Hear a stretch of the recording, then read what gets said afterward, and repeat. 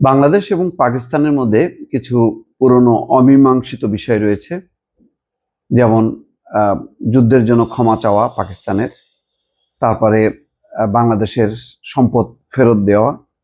এই বিষয়গুলো রাজনৈতিক বিষয়, এগুলি আলোচনা হবে এবং হয়তো একটা লম্বা সময় পার হবে।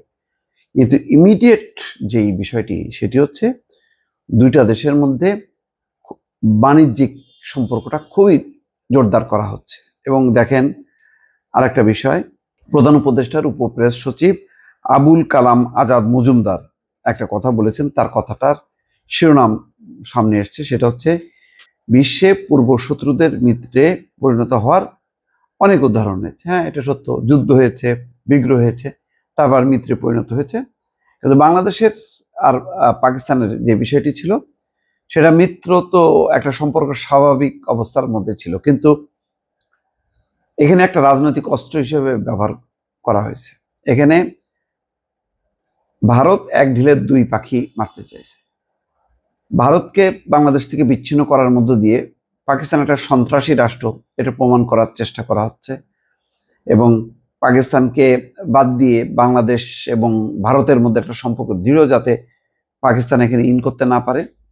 আর অন্যদিকে শেখ হাসিনা ক্ষমতায় থাকার জন্য ভারতের প্রেসক্রিপশন অনুযায়ী চলতে গিয়ে একেবারেই পাকিস্তান বাংলাদেশ থেকে বিচ্ছিন্ন হয়ে যায়। অর্থাৎ যুদ্ধের পরেও যে একটা সম্পর্কটা আস্তে আস্তে স্বাভাবিক হচ্ছিল, সেটা গত 15 বছর, অর্থাৎ 2008-এর নির্বাচনের পর থেকে এটা আস্তে আস্তে একদম তলা নিতে থাকে এবং 14, 15, 16, 17 এই বছরগুলোতে একেবারেই বলতে গেলে শেষ হয়ে যায়। এখন যে বিষয়টা আসছে, যে দ্রুত বেগে যেটা হলো সমুদ্র পথে যোগাযোগ এবং আকাশ পথে যোগাযোগ। পাকিস্তানের সাথে স্থলপথে যোগাযোগের কোনো সুযোগ নেই, সম্ভাবনাও নেই। একমাত্র উপায় হচ্ছে নৌপথ, নৌপথ বা সমুদ্রপথ, আর একটা হচ্ছে আকাশপথ। এই দুইটাই খুব গুরুত্বপূর্ণ। এই দুইটা গুরুত্ব দিয়ে যেটি বলা হচ্ছে যে করাচি এবং চট্টগ্রামের মধ্যে যে সম্প্রতি নৌযান চলাচল শুরু হয়েছে, অর্থাৎ জাহাজ চলাচল শুরু হয়েছে, এটাকে স্বাগত জানাচ্ছে দুই পক্ষই।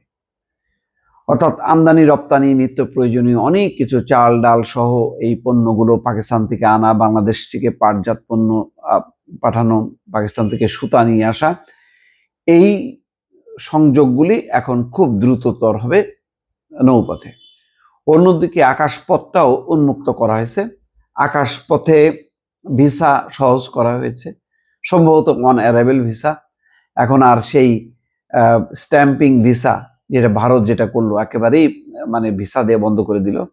সেখানে পাকিস্তান অন অ্যারাইভেল ভিসা বা বাংলাদেশ অন অ্যারাইভেল ভিসা, অর্থাৎ বাংলাদেশ এবং পাকিস্তানের যাত্রীরা খুব সহজেই তারা যাতায়াত করতে পারবে।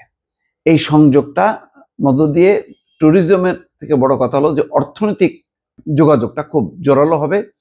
আর নৌপথটা তো ইতিমধ্যেই জাহাজ চলাচল শুরু হয়েছে পরীক্ষামূলকভাবে, সেই খবরগুলো ব্যাপকভাবে গণমাধ্যমে এসছে। এখানে ভারতের একটা উদ্বেগ উৎকণ্ঠা দেখা গেছে, কিন্তু তা সত্ত্বেও এখন অর্থনৈতিক সংযোগটা দ্রুত হবে। ইতিমধ্যে ভারতের সঙ্গে স্থলপথে একেবারে বাণিজ্য আস্তে আস্তে কমে আসতে শুরু করেছে। সেই পরিসংখ্যানও অনেকে দিয়েছে যে 2-3টা বন্দর ইতিমধ্যে স্থল বন্দর বন্ধ হয়ে গেছে। ট্রান্সশিপমেন্ট বন্ধ হওয়ার ফলে মানে বাংলাদেশের পণ্য আর তেমনভাবে ভারতে যাবে না।